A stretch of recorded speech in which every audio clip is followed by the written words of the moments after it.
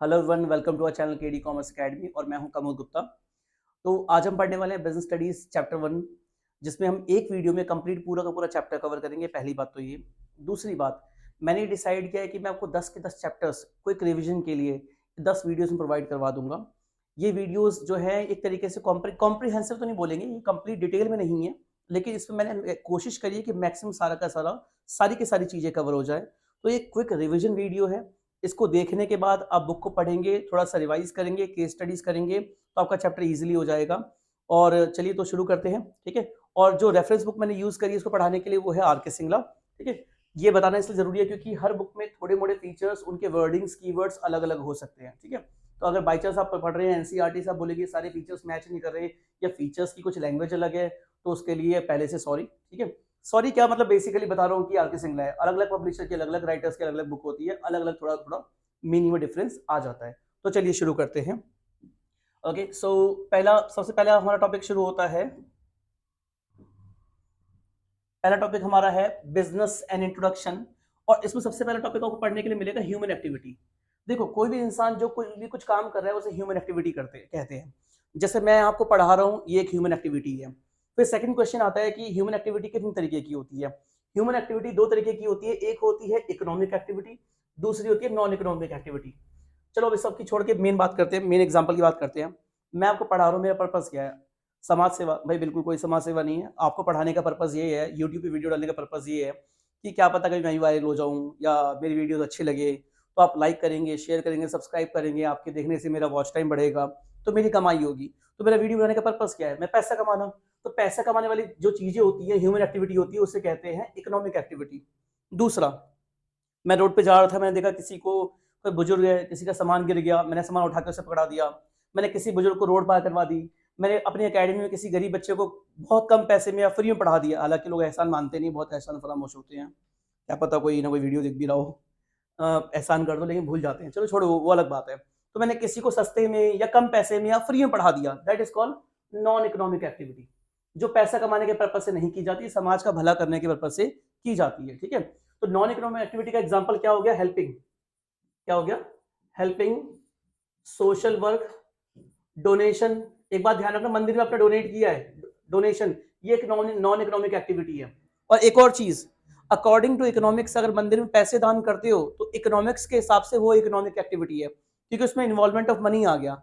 लेकिन business studies के हिसाब से डोनेशन जो है नॉन इकोनॉमिक एक्टिविटी कहलाएगा, क्योंकि जब आप पैसे दान करते हो तो रिटर्न में दुआ मिलेगी, या आपको कोई ना कोई प्रार्थना मिलेगी, आपकी कोई कोई विश पूरी हो जाएगी, इसकी कोई गारंटी नहीं है। तो रिटर्न की गारंटी नहीं है, इसलिए नॉन इकोनॉमिक एक्टिविटी है। Social work, helping, donation is called non economic activity. Economic activity क्या होती है? ये पैसे कमाने के लिए की जाती है। तो चलिए नेक्स्ट स्लाइड पे चलते हैं। Next slide. Okay, so types of economic activity. Economic activity के टाइप कितने हैं? सबसे पहला, सबसे इंपॉर्टेंट है बिजनेस, जो कि हमारे सब्जेक्ट का नाम भी है। इसके बारे में डिटेल में, बहुत डिटेल में पढ़ेंगे, तसल्ली से, पूरी की पूरी बुक है इसके ऊपर। तो बिजनेस बेसिकली होता क्या है? कोई बोलेगा बिजनेस का मीनिंग बताओ, सिंपल सी बात है, या तो सामान खरीदना या बनाना, या सामान भी हो सकता है, गुड्स भी हो सकता है, सर्विसेज भी हो सकती है, और आफ्टरवर्ड्स देन उसको बेच देना for the purpose of earning profit. सामान को बनाना या खरीदना, सर्विसेज को बनाना या खरीदना, देन उसको क्या करना? बेच देना for the purpose of earning is called business. Understood? Next पे चलते हैं। दूसरी इकोनॉमिक एक्टिविटी कौन सी है? दूसरी इकोनॉमिक एक्टिविटी है प्रोफेशन। प्रोफेशन क्या होता है? देखो, प्रोफेशन कुछ नहीं है, इट इज अ जॉब, ये एक जॉब है which requires special skill। देखो यहाँ पे एक बात ध्यान रखना, special skill, special education, special degree, special knowledge, special experience. ये स्पेशल स्पेशल स्पेशल स्पेशल क्यों बोल रहा हूँ, ध्यान सुनना इसके बारे में। देखो, फॉर एग्जाम्पल मैं यहाँ पढ़ा रहा हूँ आपको, मैंने पढ़ाने के लिए पहले बीकॉम किया, एमकॉम किया, एमए इकोनॉमिक्स किया, देन उसके बाद एमए इकोनॉमिक्स करने के बाद मैं टीचर नहीं कहलाऊंगा, मैं टीचर कहलाऊंगा ओनली अगर मैं बीएड कंप्लीट करता हूं। कौन सी डिग्री? आपने सुना होगा बीएड। तो मैंने बीएड भी किया कॉमर्स में और इकोनॉमिक्स में। बहुत सारे ऐसे टीचर्स हैं जो बिना बीएड के, जिनके पास ग्रेजुएशन होगी, मास्टर्स होगी, कुछ भी कोई सी डिग्री होगी, लेकिन उनके पास बीएड नहीं है।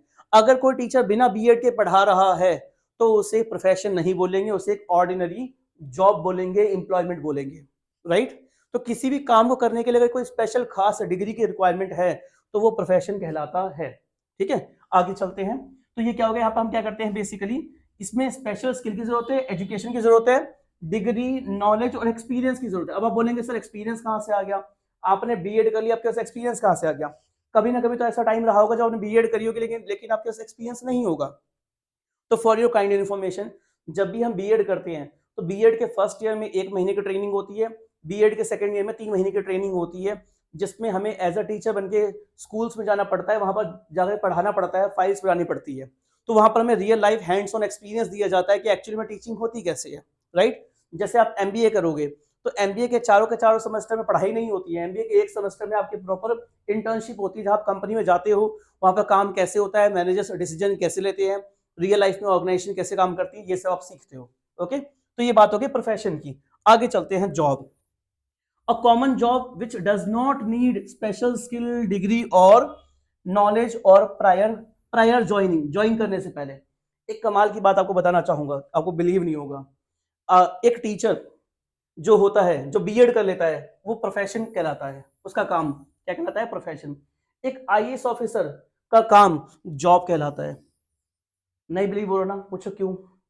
इसलिए क्योंकि टीचर बनने के बाद, ग्रेजुएशन के बाद में बीएड करना जरूरी होता है, लेकिन एक आईएएस बनने के लिए सिर्फ एक ग्रेजुएशन जरूरी है। वो ग्रेजुएशन कुछ भी हो सकती है, वो बीए हो सकती है, वो बीकॉम हो सकती है, वो बीएससी हो सकती है, वो एमबीबीएस हो सकता है, वो बीटेक हो सकता है, वो बीसीए हो सकता है, या फिर वो एचएम भी हो सकता है। आप किसी भी ग्रेजुएशन डिग्री के बाद में आईएएस बनने के लिए अप्लाई कर सकते हो, लेकिन टीचर बनने के लिए आपको बीए, बीकॉम, बीएससी के बाद में आपको बीएड करना ही पड़ेगा, तब आप प्रोफेशनल कहलाओगे।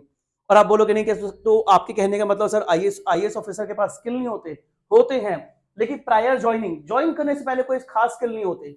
उनको ज्वाइन करवाने के बाद में लगभग 22 महीने की ट्रेनिंग दी जाती है, 22 मंथ्स की ट्रेनिंग होती है, देन उसके बाद में वो आईएएस ऑफिसर कहलाते हैं। ओके, तो नेक्स्ट स्लाइड चलते हैं हम लोग। नेक्स्ट स्लाइड जो है हमारी,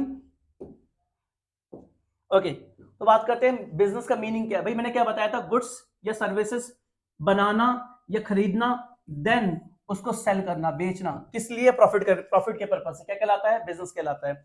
इसके फीचर्स क्या है? सबसे पहले तो ये इकोनॉमिक एक्टिविटी है, क्योंकि ये अर्निंग पर्पज से की जाती है। किसके लिए? पैसा कमाने के पर्पज से। इसमें exchange of goods and services होता है, ये तो सामान का खरीद बेच होता है, ये तो सर्विसेज का खरीद बेच होता है। रेगुलरिटी इन डीलिंग, आप रोड पे जा रहे हो, आपको चेन पड़ी मिल गई सोने की, आपने उठाई और बेच दी, क्या वो बिजनेस है? वो बिजनेस नहीं है, क्योंकि आप ये सोच के नहीं निकले थे कि मैं जा रहा हूँ रोड पे, मेरे को सोने की चेन मिल जाएगी, या कबाड़ी वाले की तरह आप चेन ढूंढ रहे हो या लोहा चुन रहे हो, ऐसा कुछ काम नहीं कर रहे हो। तो ऐसा आप घर से सोच करके नहीं निकले थे, तो इसलिए वो रेगुलरिटी नहीं है, इसलिए वो बिजनेस नहीं है। रेगुलरिटी का मतलब क्या होता है?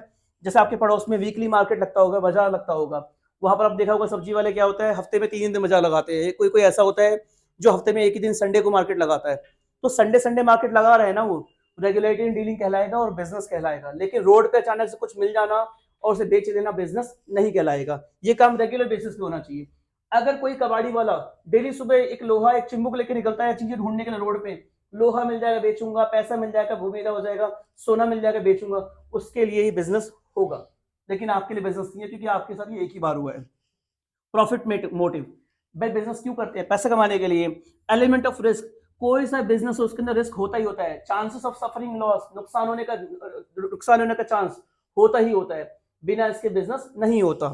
क्रिएशन ऑफ यूटिलिटी, बिजनेस का काम होता है कि सोसाइटी के लोगों को सर्विसेज प्रोवाइड करना। फॉर एग्जांपल, आप उत्तराखंड से बिलोंग करते हो, उत्तराखंड में एक जगह है जागेश्वर धाम, बागेश्वर नहीं कह रहा, जागेश्वर। वो एक ना बिल्कुल एक रिमोट एरिया है, वहां पर अड़ोस पड़ोस में फर्नीचर की दुकान नहीं थी, लेकिन आपने वहां फर्नीचर की शॉप खोल दी। अब फर्नीचर की शॉप खुलने की वजह से वहां के लोग फर्नीचर इजीली परचेज कर पा रहे हैं, तो आपने उनको यूटिलिटी प्रोवाइड करवाई, सर्विस प्रोवाइड करवाई है, उनको सुविधा प्रोवाइड करवाई है। ये बिजनेस का फीचर है। अगला क्या है? Consumer satisfaction. देखो कोई सा भी बिजनेस हो उसमें कंज्यूमर सेटिस्फाई होना चाहिए। अगर कंज्यूमर सेटिस्फाई नहीं है, आप ज्यादा टाइम तक सर्वाइव नहीं कर पाओगे। ठीक है, तो नेक्स्ट स्लाइड चलते हैं हम लोग।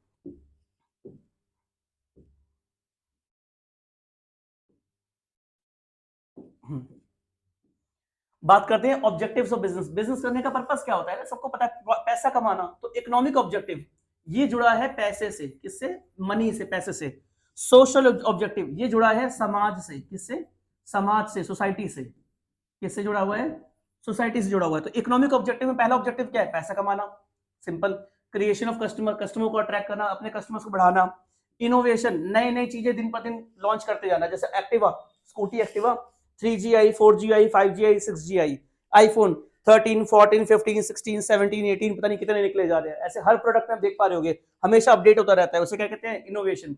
ये कौन सा ऑब्जेक्टिव है, इकोनॉमिक। ये किसके बारे में मेनली बात कर रहे हैं, ये पैसे के बारे में बात कर रहे हैं। आगे सोशल ऑब्जेक्टिव, समाज का भला करना है, कैसे होगा, हाई क्वालिटी गुड्स देने हैं एट फेयर प्राइस, अच्छी क्वालिटी गुड्स बहुत कम कीमत पे। कंट्रीब्यूशन टू कम्युनिटी डेवलपमेंट, मेरे अकेडमी के बाहर मान लो फॉर एग्जांपल एक स्ट्रीट लाइट नहीं है, मैंने कंप्लेंट करी, कोई लगवा करके नहीं दे रहा, एमएलए एमपी सबसे मिल रही है, काउंसलर से मिल रही है, पार्षद से मिल रही है, मैंने कहा चलो ठीक है, काम करते खुद लगवा देते हैं, क्या कॉस्ट आएगी। मैंने पता किया 500 रुपये लगाने की कॉस्ट थी, 500 रुपये की लाइट थी, 1000 रुपये खर्चा हुआ, लगवा दिया मैंने, समाज का भला। ठीक है, contribution to community development. Providing employment, अब इसका मतलब क्या है भाई, हमारे पास हमारी अकेडमी में हम 4 लोग हैं एज अ टीचर, मैं खुद हूँ, मेरी वाइफ पढ़ाती है और 2 मैंने और टीचर रख रखे हैं।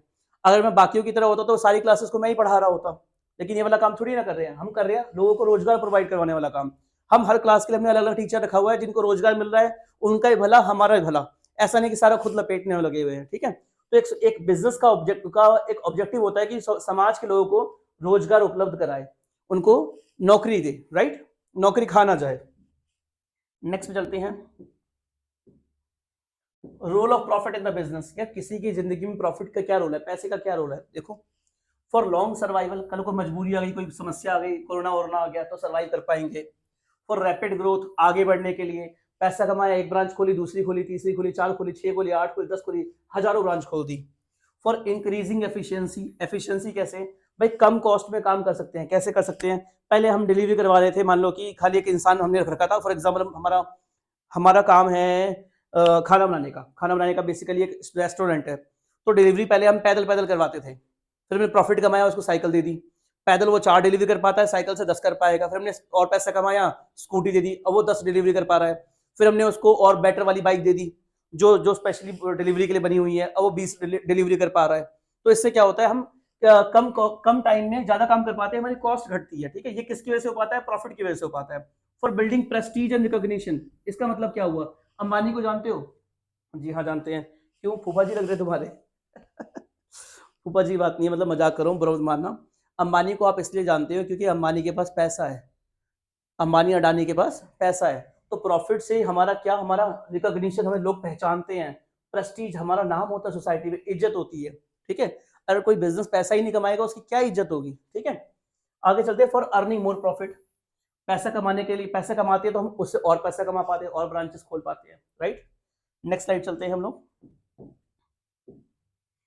Profession introduction. मैंने क्या बताया था, प्रोफेशन एक ऐसी जॉब है, क्या है, ये भी एक जॉब ही है जिसमें special skill, degree, knowledge, experience की रिक्वायरमेंट होती है, उसे हम क्या कहते हैं, प्रोफेशन, राइट।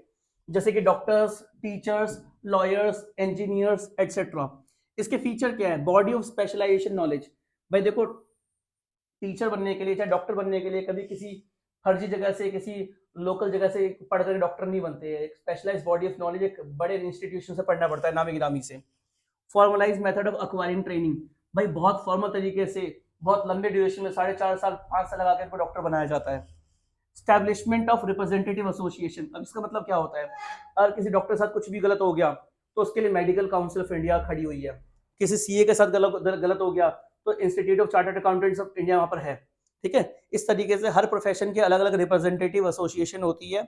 मैनेजर्स की भी होती है, लेकिन मैनेजर्स की कोई ऑफिशियल वैसी वाली नहीं है, जैसे लॉयर्स के लिए बार काउंसिल ऑफ इंडिया होती है। ठीक है, और एक बात और ध्यान रखना, खाली एलएलबी कर लेने से लॉयर नहीं बनते, एलएलबी करने के बाद में बार काउंसिल ऑफ इंडिया से के पास जाना पड़ता है, रजिस्ट्रेशन करवाना पड़ता है, उनको प्रैक्टिस करने का सर्टिफिकेट मिलता है। ऐसे डॉक्टर के साथ भी होता है, ऐसे सीए के साथ भी होता है, राइट। आगे बात करते हैं कोड ऑफ कंडक्ट। डॉक्टर पहनेगा व्हाइट, लॉयर पहनेगा ब्लैक, टीचर पहनेगा फॉर्मल, राइट। इस तरीके से कुछ code of conduct, basic rules and regulations होते हैं, फॉलो करने पड़ते हैं। प्रायोरिटी ऑफ सर्विस, हम लोग सर्विस प्रोवाइड करवाते हैं, कौन लोग, प्रोफेशन वाले। ओवर इकोनॉमिक कंसिडरेशन, किसके बदले, पैसे के बदले, भैया पैसा बाप बड़ा ना भैया, सबसे बड़ा रुपया। सर्विस देंगे लेकिन किसके बदले, पैसे के बदले, पैसा चार्ज किया जाएगा, राइट। ये क्या हो गया, प्रोफेशन इंट्रोडक्शन। आगे चलते हैं, नेक्स्ट स्लाइड पर बात करेंगे एम्प्लॉयमेंट की। एम्प्लॉयमेंट क्या होता है, देखो एक सिंपल सी कॉमन जॉब, क्या चीज, common job which does not require special skill, degree knowledge, कुछ खास नहीं चाहिए ज्वाइनिंग से पहले। एक बेसिक रिक्वायरमेंट है भाई, देखो ऐसा है, हमें चाहिए टेलीकॉलर, 12th पास बंदा होना चाहिए, बेसिक इंग्लिश बोलनी आनी चाहिए, थोड़ी मोड़ी हिंदी हिंदी ठीक ठाक बोलनी आनी चाहिए, बेसिक इंग्लिश बोलनी आनी चाहिए, हमारे पास आ जाओ, ज्वाइन कर लो, खुद हम सब कुछ सिखा देंगे, सारी ट्रेनिंग दे देंगे, सब कुछ कर देंगे आपके लिए, आप टेंशन ना लो। प्रायर पहले से कुछ खास स्पेशल स्किल की रिक्वायरमेंट नहीं है, ठीक है। इसके फीचर्स क्या है? सर्विस टू अदर्स, दूसरों को सर्विस देना, पर्सनल सर्विस, अगर मेरी जॉब लगी है एज कैशियर तो मैं ही जाऊंगा, मेरे रिश्तेदार थोड़ी चले जाएंगे बदले में, मेरे बच्चे थोड़ी ना चले जाएंगे। एग्रीमेंट क्या होता है? मास्टर सर्वेंट रिलेशनशिप का एग्रीमेंट होता है कि भैया आपको तनख्वाह मिलेगी, बदले में काम करके देना है।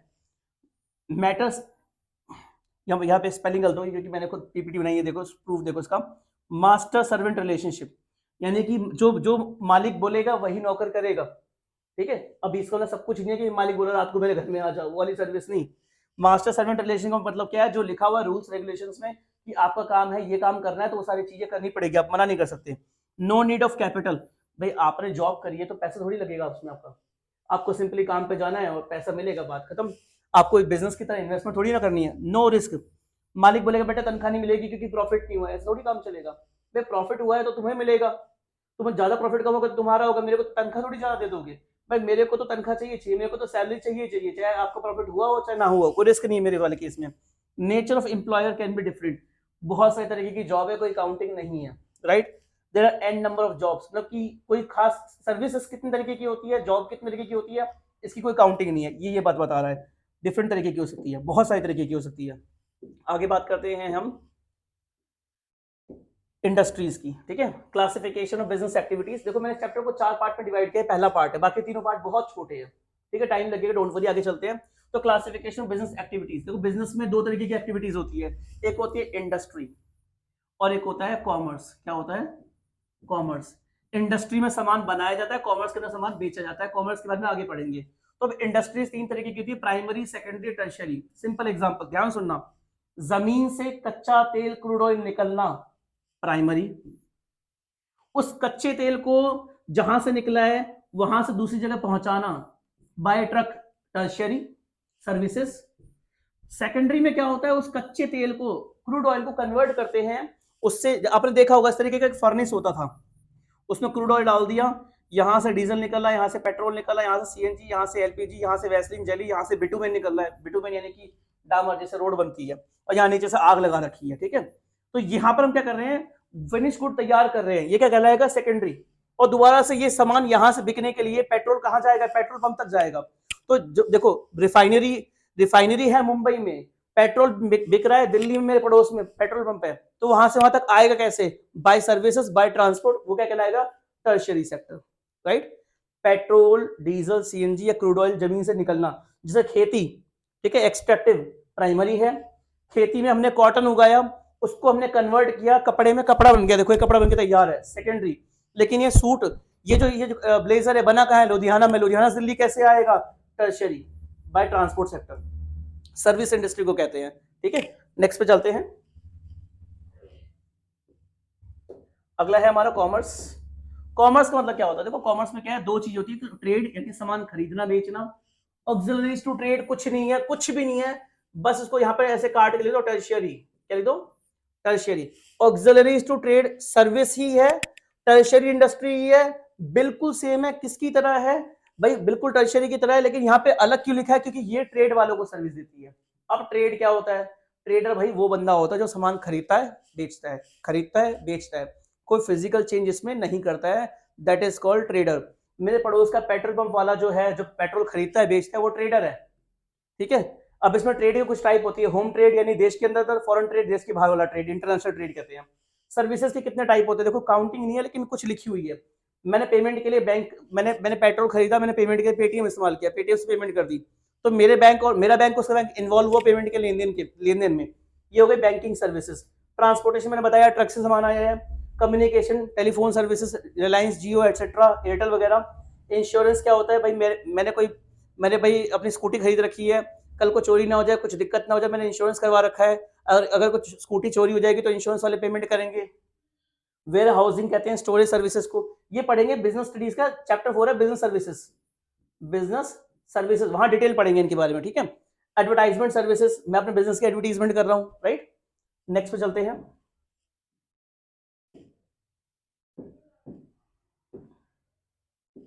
ये सबसे छोटे पार्ट है 1.3 history of commerce in India. भाई देखो सिंपल सी बात है, पहले ना गांव हुआ करते थे, गांव में ही एक इकोनॉमी हुआ करती थी। इकोनॉमी मतलब क्या होता है, एक सामान खरीद रहा है दूसरा बेच रहा है, एक सामान खरीद रहा है दूसरा, एक सामान बेच रहा है दूसरा खरीद रहा है, तीसरे को बेच रहा है चौथे को बेच रहा है, आपस में लोग कमा खा रहे हैं, उसे कहते हैं इकोनॉमी। तो पहले विलेज लेवल की इकोनॉमी थी। बार्टर सिस्टम क्या होता है, गुड्स अगेंस्ट गुड्स, सामान के बदले सामान का लेन देन होता है। फिर पैसे का इन्वेंशन हुआ, फिर टाउन इकोनॉमी बन गई, यानी पूरे एक बड़े से शहर के रूप वाली इकोनॉमी। फिर इंडस्ट्रियल रेवोल्यूशन आ गया, ठीक है। फिर बात करते हैं हुंडीज क्या होती है। हुंडी पेमेंट के लिए इस्तेमाल होती है, जैसे जैसे फॉर एग्जांपल हुंडी का एक एग्जांपल सुनना। बात है मान लो आज से 500 साल पहले की, और अब एक ट्रेडर है दिल्ली का, उसको ना खरीदना है सामान, मान लो फॉर एग्जांपल अफगानिस्तान में, सिल्क रूट के थ्रू जाया करता था वो। तो वो क्या करेगा, वो दिल्ली में ही एक मर्चेंट के पास जाएगा और वो वहाँ पर मान लो फॉर एग्जांपल 10,000 रुपए का सामान खरीदना है तो 10,000 उसको दे देगा वहाँ के दिल्ली वाले ट्रेडर को। दिल्ली का ट्रेडर एक पर्ची सी बना के दे देगा और वो पर्ची वो अफगानिस्तान में दिखाएगा, वहां पे उसको 10,000 रुपए का सामान मिल जाएगा, ठीक है। काइंड ऑफ एक तरीके से आपका बैंक ड्राफ्ट हो गया, उसे हम कहते हैं हुंडी। पेमेंट के लिए इस्तेमाल होती थी, सेफ तरीका होता था। क्यों, क्योंकि अगर वो 10,000 रुपए कैश लेके निकलेगा दिल्ली का ट्रेडर और सिल्क रूट होते हुए जाएगा अफगानिस्तान, तो रास्ते में लुटेरे मिलेंगे, उसका सारा सोना चांदी जो भी करेंसी वो छीन लेंगे। लेकिन हुंडी क्या होता है, एक पर्ची सी होती है, वो पर्ची को छीन नहीं सकता, वो किसी और के काम की नहीं है। और अगर पर्ची लेकर के कोई बंदा छीन भी लेगा तो उस पर्ची पर उस ट्रेडर का नाम लिखा हुआ है जिसके नाम के ऊपर वो इशू की गई है। जैसे सिंपल सी बात है, जैसे आपके नाम का चेक है वो कोई और कैसे इस्तेमाल कर लेगा, राइट, उस तरीके से है। नेक्स्ट पे चलते हैं 1.4 पे, और ये है इंटरेस्टिंग वाला पार्ट हमारा। ये क्या है, ध्यान देखो जो ध्यान से, बिजनेस रिस्क। अब बिजनेस रिस्क क्या होता है, अरे भाई बिजनेस में लॉस होने का चांस, रिस्क है। एक नया नया ढाबा खुला था, हॉलीवुड ढाबा, मेरे को अच्छी तरीके से ध्यान है, नीमराणा पे। नीमराणा कहाँ पड़ता है, दिल्ली से जयपुर वाले रास्ते पे। तो वहाँ पे एक बिल्कुल नया नया बहुत बढ़िया क्लासिक सा ढाबा खुला, नीमराणा, सॉरी हॉलीवुड ढाबा। अब हुआ क्या, उसके कुछ दिन बाद ही कोरोना आ गया। जब कोरोना के बाद दोबारा से मैं जयपुर की साइड निकला घूमने के लिए, मैंने देखा वो बिल्कुल बंद हो चुका था, बर्बाद हो चुका था। वो क्यों बर्बाद हुआ, क्योंकि उसके बिजनेस में रिस्क था। ये कौन सा रिस्क था, ये अदर रिस्क था। क्योंकि कोरोना आ गया, कोरोना की वजह से सारे सारे लॉकडाउन लग गया, सारे लोगों का ट्रैवलिंग बंद हो गई, ढाबा बंद हो गया। तो बिजनेस में लॉस होने के चांसेस को हम कहते हैं बिजनेस रिस्क। क्या होता है, मीनिंग क्या है इसका, रिस्क का मतलब क्या है, chances of suffering loss in the business. अब इसके कुछ फीचर्स होते हैं। Risk is the result of uncertainty, uncertainty की वजह से होता है जी, जो चीजें हमें पता ही नहीं कब क्या हो जाए। उसको थोड़ी पता था कि कोरोना का लॉकडाउन लग जाएगा, right. Uncertainty, risk is essential part of every business. देखो भैया कोई सा बिजनेस है, सब में रिस्क होता है, सब में रिस्क होता है। ऐसा कोई बिजनेस ही नहीं है जिसके अंदर रिस्क ना हो। आप सोचो, जैसे मेरे एक स्टूडेंट ने एक आंसर दिया था कि सर जो शराब का ठेका होता है, वाइन शॉप होती है, उसमें रिस्क नहीं होता। सर कोई मर रहा है तो भी शराब चाहिए, किसी को जी रहा है तो शराब चाहिए, किसी का बर्थडे है तो शराब चाहिए, शादी है तो शराब चाहिए, कोरोना काल है तो भी शराब चाहिए। मैंने बताया बेटा चलो ठीक है कि किसी इंसान की वजह से ठेके पे कोई असर नहीं पड़ रहा, बल्कि ये ठेका अच्छा चल रहा है। लेकिन एक एग्जाम्पल बताओ, मान लो बाढ़ आ गई, मान लो तूफान आ गया, बर्फ गिर गई, बिजली गिर गई, नेचुरल कॉज, उससे तो रिस्क है। और आप बोलोगे सर ये एग्जाम्पल आपने कहाँ से सोचा, क्योंकि रियल लाइफ मैंने देखा हुआ है। एक बार मैं जा रहा था रेवाड़ी, रेवाड़ी पड़ता है दिल्ली के पास में, नारनौल के पास में। तो रेवाड़ी जाने के लिए जब हम जा रहे थे तो हाईवे के बगल में एक ठेका था, और उसके नीचे से सारी की सारी मिट्टी भागा करके पानी ले गया, और वैसे लटका हुआ था, क्योंकि वहाँ पर टेम्पररी शेल्टर्स टाइप के ठेके होते हैं जो टीन के शेड से बनाए जाते हैं। सॉरी, ठीक है। तो वो बिल्कुल गिरने को था और उसका बहुत बुरा हाल था, वहाँ मालिक बाहर खड़े होकर रो रहा था वो, क्योंकि वो शॉर्टकट वाला ये था, वहाँ जाम लगा हुआ था, वहाँ पे थोड़ा ट्रैफिक स्लो हो रखा था। तो मैंने देखा, तो भैया ठेका है तो क्या हुआ भाई, नेचर के सामने सब कुछ सारे बोने हैं, सारे जीरो हैं, राइट, ठीक है। तो हर बिजनेस के अंदर रिस्क होता है, कम होता है ज्यादा होता है, लेकिन होता है। Degree of risk depends upon size of business. देखो मेरा बिजनेस थोड़ा छोटे लेवल का है, मैं गली मोहल्ले में ऑपरेट कर रहा हूँ, मेरा रेंट कम है, मैं सर्वाइव कर गया।